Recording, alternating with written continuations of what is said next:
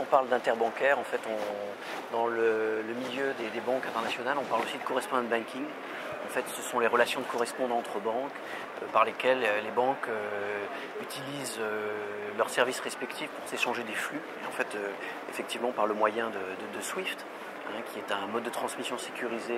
des flux de paiement.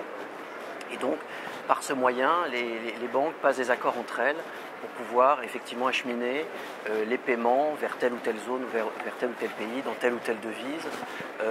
en fonction effectivement de leurs affinités, des accords qu'elles peuvent avoir entre elles. Et donc le marché du correspondent banking est un marché un peu assez spécialisé en fin de compte, où les banques vont devoir un petit peu faire valoir leur savoir-faire. Et le CIBOS pour nous c'est un événement très important puisqu'il a lieu chaque année. Tous les 3 ans, donc c'est dans une zone différente, une fois en Amérique, en Asie, en Europe. Et c'est pour nous l'occasion effectivement de montrer à nos partenaires, mais également vis-à-vis de nos concurrents, bien notre savoir-faire dans le domaine des paiements, nos produits et services également, et ce qu'on peut offrir, ce qu'on peut apporter aux autres banques en matière de transmission sécurisée de leurs flux de paiement, soit pour leur compte propre, c'est-à-dire les banques s'échangent entre elles des flux pour dénouer leurs opérations de trésorerie,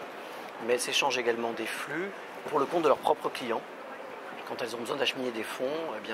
soit vers l'Europe, soit vers les États-Unis, ou soit vers n'importe quelle autre zone dans le monde.